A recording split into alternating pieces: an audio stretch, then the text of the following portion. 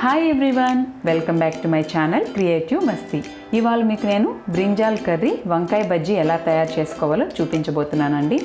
ముందుగా దానికి కావాల్సిన పదార్థాలు ఏంటో చూద్దాం.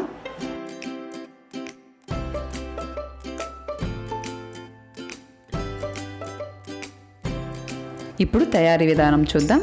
ఈ కూర కోసం నేను 1/2 కిలో వంకాయలు తీసుకున్నానండి. వాటిని శుభ్రంగా కడుక్కొని చూడండి ఇలా పెద్ద పెద్ద ముక్కలుగా కట్ చేసుకొని అన్నీ కూడా ఇందులో వేసేసుకోండి.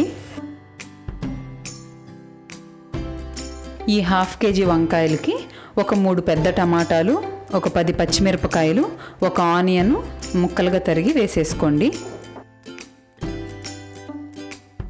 ఇప్పుడు ఇందులో ఉప్పు, పసుపు 1/2 టేబుల్ స్పూన్, వాటర్లో నానపెట్టుకున్న చింతపండు కొద్దిగా వేసుకోండి. అంటే మీ టేస్ట్కి తగ్గట్టు, పులుపుకి తగ్గట్టు వేసుకోండి చింతపండు. ఒక చిన్న టీ గ్లాస్ వాటర్ వేసేసుకోండి. వేసేసుకున్న తర్వాత ఒకసారి బాగా కలుపుకొని మూత పెట్టేసుకొని స్టవ్ వెలిగించుకోండి. వంకాయ ముక్క ఉడికేంత వరకు ఉడికించుకోండి.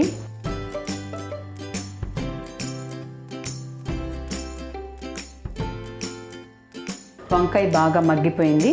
ఇప్పుడు స్టవ్ ఆఫ్ చేసేసుకొని దీన్ని మనము పప్పు కర్రతో ఎనుపుకోవాలి.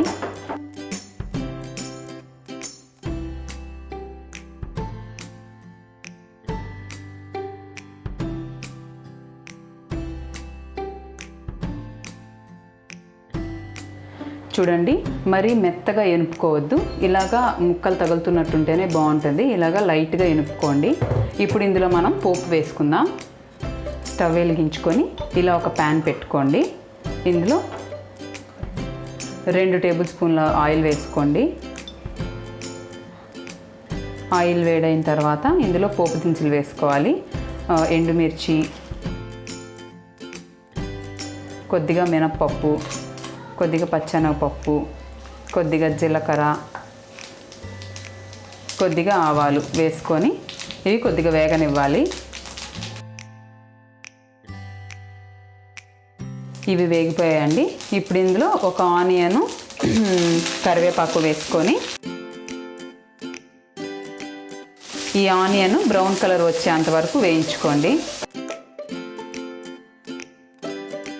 చూడండి ఇలా ఎర్రగా వేపుకున్న తర్వాత ఈ పోపుని మనము కూరలో వేసేసుకుందాం. స్టవ్ ఆఫ్ చేసేసుకోండి. ఒకసారి బాగా కలుపుకొని వెంటనే మూత పెట్టేసుకోండి. అలా మూత పెట్టుకోవడం వల్ల ఏంటంటే ఈ పోపు స్మెల్ మొత్తం కూరకంతా బాగా పడుతుంది. అంతేనండి, వంకాయ బజ్జీ రెడీ అయిపోయింది. చాలా ఈజీగా, సింపుల్గా ప్రిపేర్ చేసుకోవచ్చండి ఈ కూర. మీరు కూడా ఇంట్లో ట్రై చేసి మీకు ఎలా కుదిరిందో కామెంట్ రూపంలో తెలియజేయండి. నా వీడియోస్ మీకు నచ్చితే లైక్ చేయండి, షేర్ చేయండి. ఇలాంటి మరిన్ని వీడియోస్ కోసం క్రియేటివ్ మస్తీ ఛానల్ని సబ్స్క్రైబ్ చేసుకోండి. Thanks for watching.